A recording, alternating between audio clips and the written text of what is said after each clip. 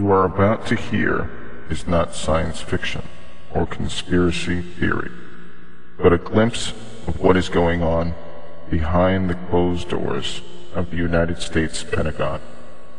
In a small auditorium labeled BC-232, a man is presenting a discussion on how the military-industrial complex can spread a virus and use a vaccine to extinguish what the Pentagon calls undesirable human behavior.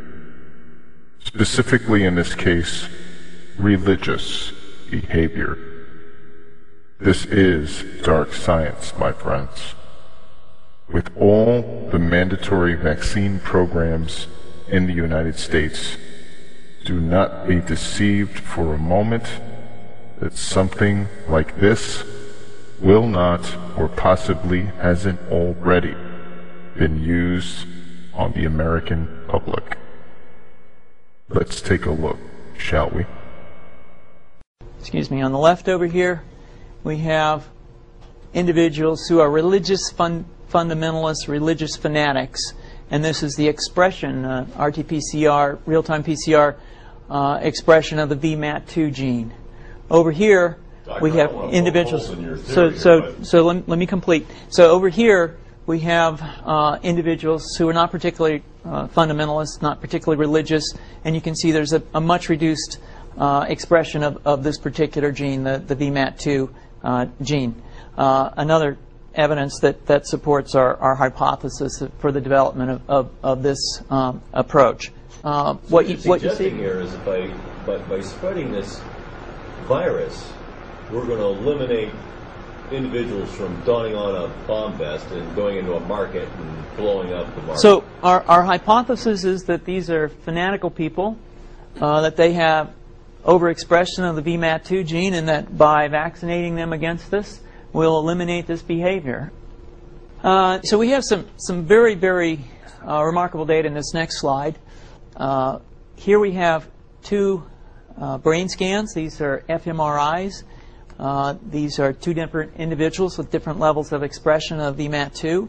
On top is an individual who's a religious fanatic, an individual, and we've repeated this numerous times, that has high levels of VMAT2.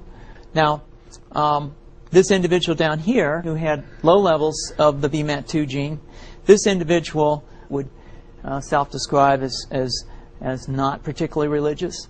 In each case, these individuals were read a religious text.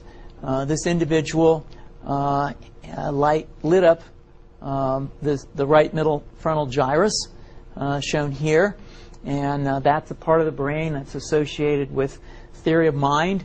It's a part of the brain that has to do with intents and beliefs and desires.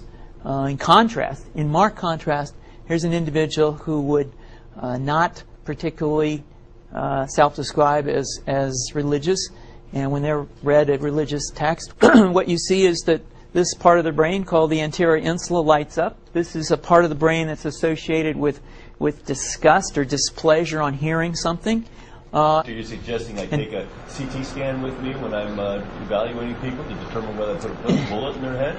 So the data that I'm presenting here supports the concept that we're proposing, and I think that we would not propose to do CT scans or fMRIs on individuals out in the hinterlands of Afghanistan.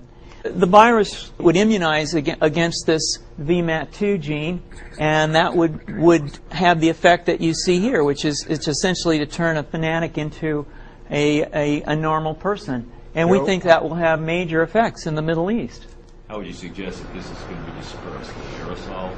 Well, so the present plan and the tests that we've done so far have used respiratory viruses such as flu or rhinoviruses, and we believe that that's a satisfactory way to get the exposure of the largest part of the population. Most of us, of course, have been exposed to both of those viruses, and we're quite confident that this will be a very successful approach.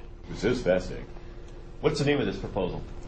Yeah, so the name of this project is FunVax, which is the vaccine for religious fundamentalism. And you have a proposal already? The proposal has just been submitted, and I think that the data that I have shown you today would support the development of this project, and we think it has great promise.